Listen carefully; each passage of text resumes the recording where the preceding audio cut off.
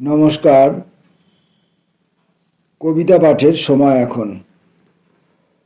আমরা কবিতা পাঠে ছিলাম, আমরা কবিতা পাঠে আছি এবং আমরা কবিতা পাঠে থাকব।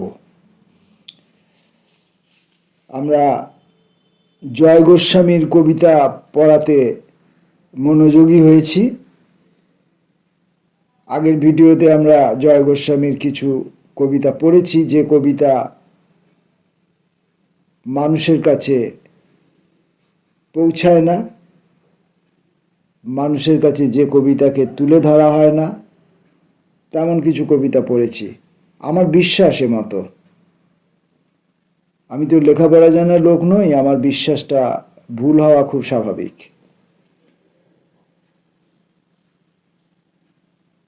জয় গোস্বামীর বজ্র বিদ্যুৎ ভর্তি খাতা, এই বই থেকে কবিতা পড়ব।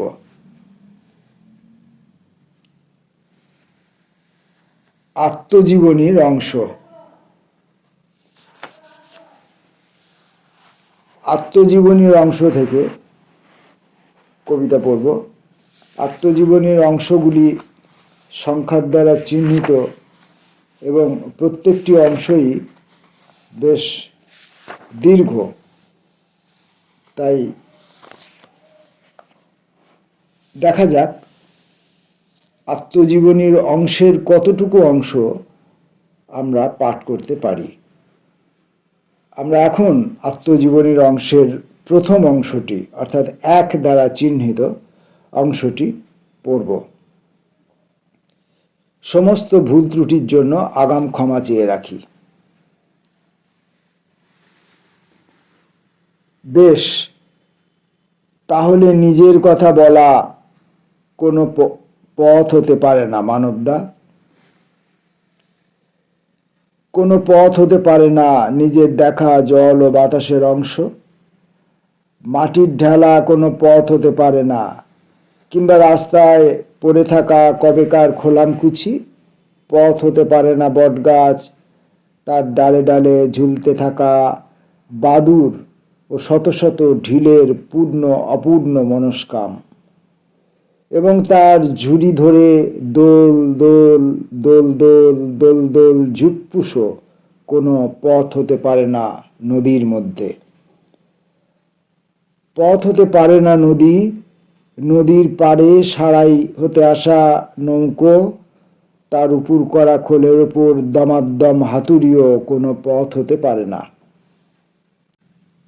কোনো পথ হতে পারে না বাঁকা ও সবুজ টিপ, ঘেবড়ে যাওয়া কাজল, নাকের উপর হলুদ গুঁড়ো এবং সারসার নীলপাড় সাদা শাড়িরাও কোনো পথ হতে পারে না সকাল 10টায়। পিছু নেওয়া সাইকেল পারে না, টং টং টং টং ঘন্টা পড়ে যাওয়া বা ঠেলে নিয়ে যাওয়া আচার গাড়ি ও তার 21টা বয়ামও পারে না কোনো পথ হতে। কোনো পথ হতে পারে না মাস্টারমশাইয়ের বেত, আর চক আর ডাস্টার আর ভাগফল আর যোগফল আর বেঞ্চির উপর দাঁড়ানো কোনো পথ হতে পারে না। পিরিয়ডের পর পিরিয়ড ধরে মুছে দেওয়া শব্দ আর সংখ্যা আর অক্ষর আর সমীকরণ, আর ছুটির পরেও মস্ত কালো ব্ল্যাকবোর্ডে থেকে যাওয়া ঝাপসা আর অর্ধেক মোচা সব জীবৎকাল আর যুগ, আর তার গাছপালা আর প্রাণীরা আর দাবানল আর তুষারপাত, আর হঠাৎ এসে পড়া অতিকায় উল্কাও কোনো পথ হতে পারে না মানবদা।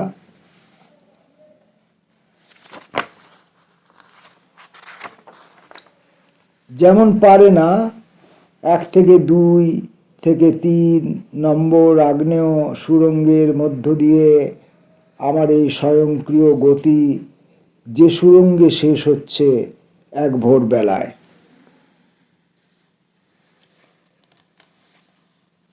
কবিতাটি শুরু হয়েছিল, বেশ, তাহলে নিজের কথা বলা কোনো পথ হতে পারে না মানবদা।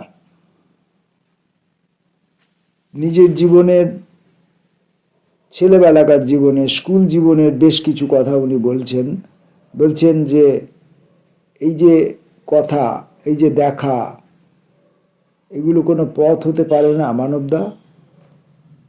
তাহলে দেখা যাক দ্বিতীয় অংশে কবি কি বলছেন। এই যে এমন করে ভাবা, এমন করে বলা,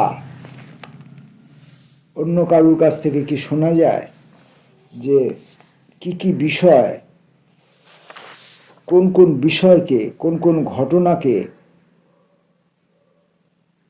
বক্তব্যের কর্তা করে তোলা হচ্ছে, তারা নিজেরা স্বয়ং কর্তৃবাচ্য।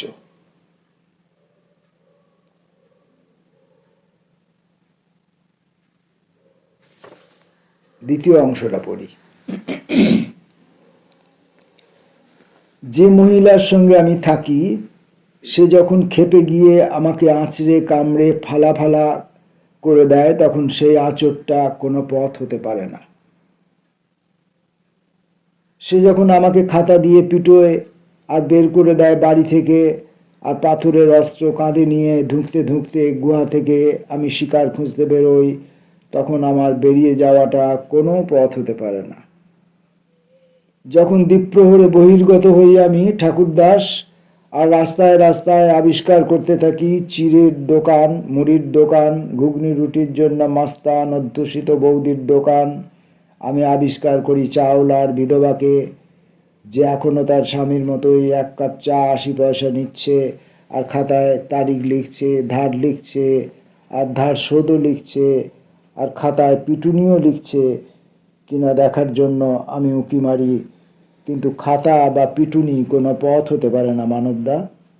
যদিও পিটুনির ধাক্কায় খাতার পাতা থেকে বেরিয়ে পড়ে আমার পাণ্ডুলিপির হরফগুলো গোঁ গোঁ করে উঠতে উঠতে আমাকে তারা পেরিয়ে চলে যায়, অনেকগুলো আগ্নেয় দশা পেরিয়ে যায় তারা। যেমন যায় এই সৌরজগৎ, আর দিন হয় আর রাত্রি হয়, আর দিন হয় আর রাত্রি হয়, আর বন্ধের দিন দুপুরবেলায় আমার সামনে কলকাতার রাস্তায় এক মস্ত সমুদ্র শুকোতে থাকে।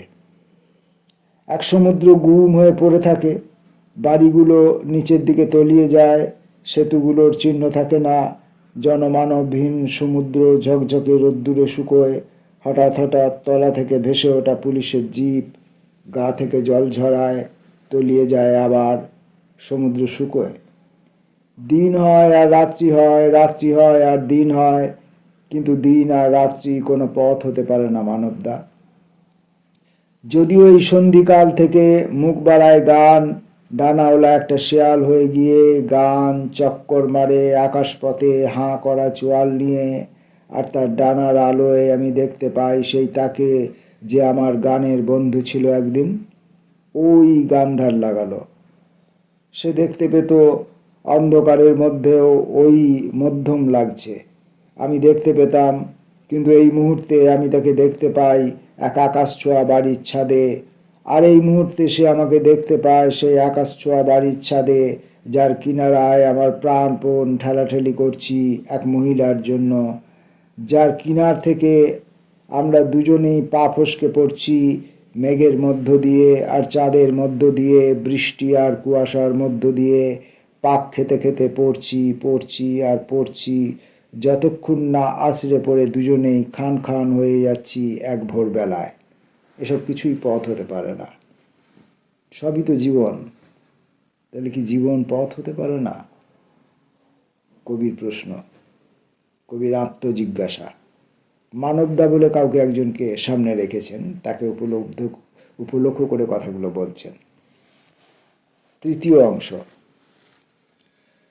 সেই ভোরবেলায় এক ঢিবির উপর ঘুম ভাঙে আমার, আর উপন্যাস শুরু হয়। আমার ডান দিক দিয়ে আগুন বেরোয়, বাম দিক দিয়ে আগুন বেরোয়। পুরো একটা গির্জে বাড়ির ভেতর সাধন মণ্ডল তার ভাগ্নির সঙ্গে ঝগড়া ধরা পড়ে, আর হল্লা শুনে ঝটপট করে পালায় মুরগিগুলো, গলা ফুলিয়ে পাঁচিলের ওপর তর্জন করে মোরগ। আর উপন্যাস শুরু হয়। ধুলো উড়িয়ে হল্লা মিলিয়ে যায় সটিগাছা, রামনগর আর হুমনিপোতায়। দিনের পর দিন চলে আমার ঘুরে বেড়ানো, আর হঠাৎ সামনে আবির্ভূত হয় জঙ্গল লাগানো রায়চৌধুরী বাটি, আর তার ধসে যাওয়া থামের উপর লাফিয়ে ওঠা ঘাড় ঘোরানো গিরগিটি। পরপুরুষের জন্য এই বাড়ি জঙ্গলে ঢেকে গেছে, আত্মহত্যার জন্য, দেশ ছেড়ে যাওয়ার জন্য, গোপন করার জন্য, ঘৃত আর আগুনের জন্য, গুহা আর প্রতিশোধ স্পৃহার জন্য, বাসনা আর অন্ধকার ভস্যের জন্য বাতি জ্বলছে না ভিটে, কারণ বাতি ধরাতে আগুন দরকার।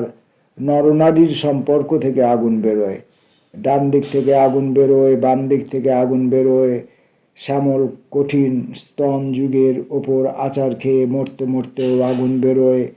অশ্বারূঢ়ার হাতে একের পর এক ছুরি খেতে খেতেও আগুন বেরোয়। আর অন্ধকারও বেরোয়। এই সেই অন্ধকার যে আমাকে পৌঁছে দেয় আর এক উপন্যাসে, এই সেই উপন্যাস যে আমাকে পৌঁছে দেয় এক সেতুর সামনে, এই সেই সেতু যা আমাকে পৌঁছে দেয় এক মহিলার কাছে, এই সেই মহিলা যে আমাকে বলে চলো পালাই, এই সেই পালানো যা আমাকে পৌঁছে দেয় এক জাহান্নামে, এই সেই জাহান্নাম যেখানে আমি রোজ প্রত্যেকটা ছুতোয় দাবি করি তাকে, আর সে আমাকে গঞ্জনা দেয়। এই সেই গঞ্জনা যা থেকে আমি বাধ্য হয়ে মাইনে আনতে বেরোই, এই সেই মাইনে যার ওপর আমি ফাটিয়ে ফেলি আমার ছন্দ শব্দের মগজ। মগজ মাটিতে পড়া মাত্রই জ্বলতে থাকে আর জ্বালিয়ে দেয় প্রত্যেকটি মুদ্রা। আর মুদ্রাগুলো জ্বলতে জ্বলতে উঠে গিয়ে আটকে যায় গাছে, আর জ্বলন্ত গাছগুলো উঠতে উঠতে ভেদ করে যায় দিক বিদিক। এই সেই দিক বিদিক যার জ্ঞান হারিয়ে আমি বাড়ি ফিরি দিনান্তে, এই সেই বাড়ি যা রাত্রিবেলা নিঃশব্দে মাটির নিচে নেমে যায় যখন সে আমাকে আঁকড়ে নেয় বুকে আর বলে উপায় নেই আমার। যখন আমি তাকে আঁকড়ে নিয়ে বুকে আর বলি উপায় নেই আমার, সে আমাকে সমস্ত দিতে চায়, কিন্তু তার শরীর জাগে না। বরফের মধ্যে অর্ধেক কেটে বসে যাওয়া মাত্র আমি ছিটকে উঠি যন্ত্রণায়, আর ভেঙে পড়ি, আর শ্বাস নিই, আর ঘুমোই, আর ঘুমোই, আর ঘুমোই এক গতির মধ্যে যে গতি আমাকে বাষ্প করে দেয়। আর আমার হাতের উপর এনে দাঁড় করায় এক দেবদূতকে, এই সেই দেবদূত যে আমার কোদালকে কোদাল বলতে শেখায়। আবার এই সেই কোদাল যা কাঁধে নিয়ে একদিন আমি দিগন্ত ভেঙে এসেছিলাম এই নগরে, আর বন্ধুদের সঙ্গে বছরের পর বছর ধরে ভূগর্ভের দেওয়াল থেকে খসিয়ে দিয়েছিলাম চাঙড়। এই সেই ভূগর্ভ যেখান থেকে শেষ মুহূর্তে উঠে পালাতে পেরেছে কেউ, আর তাকিয়ে দেখেছে পিছনের লোক নেই, আর কেউ বা গ্যাসে বা আর আগুনে, জলে আর চাঙড়ে, অন্ধকারে আর ধোঁয়ায় আটকে গেছে দলকে দল এই জাহান্নামে। এই সেই জাহান্নাম যাকে আমি মেরে ফেলতে সক্ষম হই শেষ পর্যন্ত। এই সেই শেষ যেখান থেকে আমি নিজেকে আবার শুরু করি এক ভোরবেলায়। যখন পড়ে যাচ্ছি, আমি তো এইসব কবিতা কোনো আবৃত্তিকার, আবৃত্তি শিল্পী, বাচিক শিল্পী, পরিবেশক, সাংস্কৃতিক কর্মীর মুখ থেকে আমি জয় গোস্বামীর এই কবিতা কোনোদিন শুনিনি। আপনারা শুনেছেন কিনা আপনাদের অভিজ্ঞতা থেকে জানাবেন।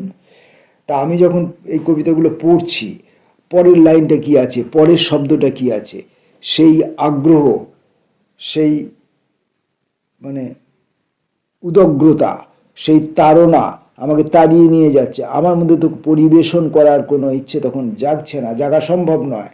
কারণ আমাকে পরিবেশন করার গুণ আয়ত্ত করতে গেলে আমাকে শ্লথ হতে হবে, আমাকে ধীর হতে হবে, আমাকে অল্প বলতে হবে, এবং আমাকে জিনিসটা তরল করতে হবে।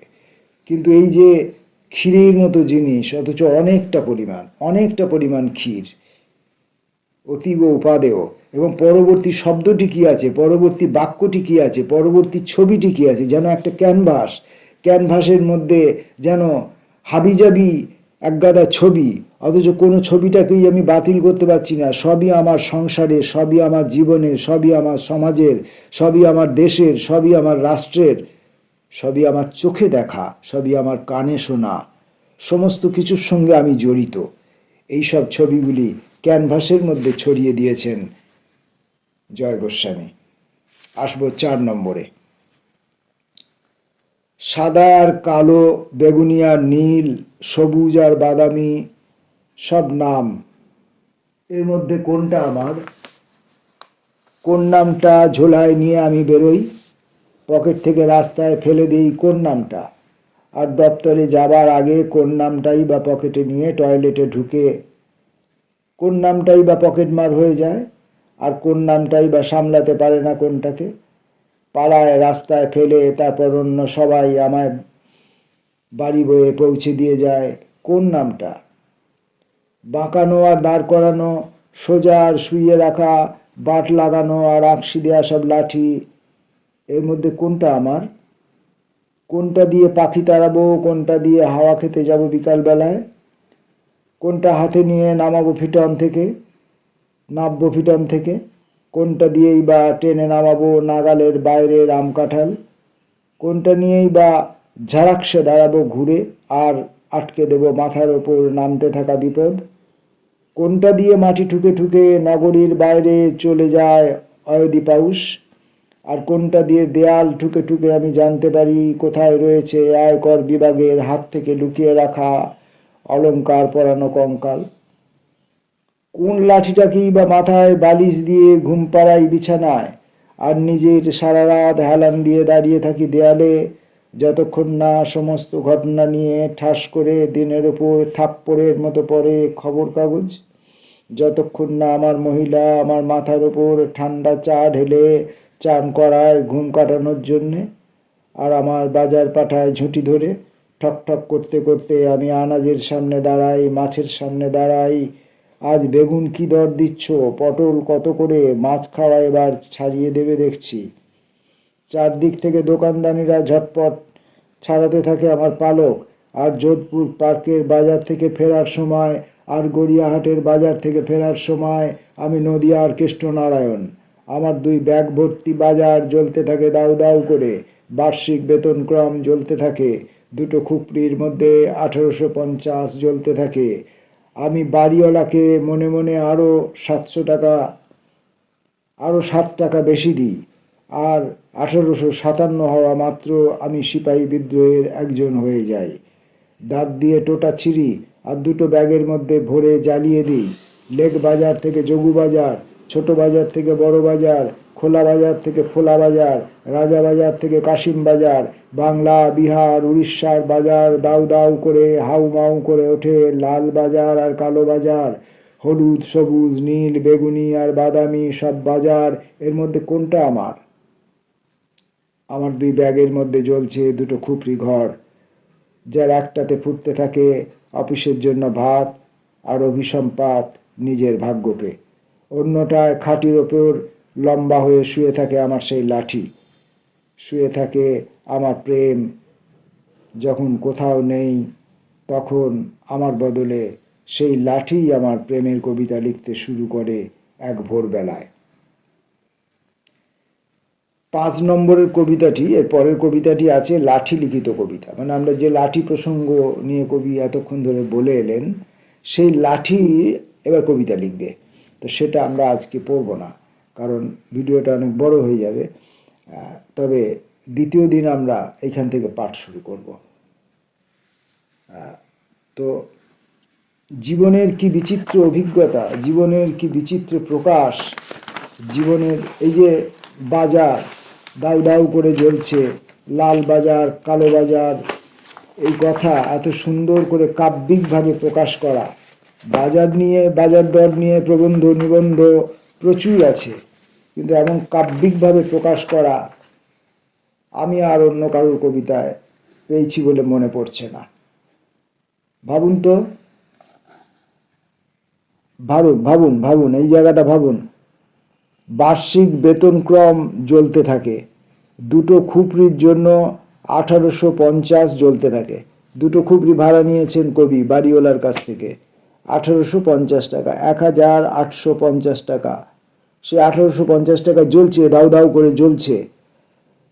আমি বাড়িওয়ালাকে মনে মনে আরও 7 টাকা বেশি দিই, 7 টাকা বাড়িয়ে দেওয়া হচ্ছে ভাড়া। বাড়িয়ে দিলে কি হচ্ছে ঘটনাটা? না, তখন 1850টা 1857 হয়ে যাচ্ছে, আর 1857 হওয়া মাত্রই সিপাহী বিদ্রোহীদের একজন হয়ে যায়। কবি নিজে একজন সিপাহী বিদ্রোহ হয়ে যান। দাঁত দিয়ে টোটা ছেড়েন এবং দুই ব্যাগের মধ্যে ভরে জ্বালিয়ে দেন।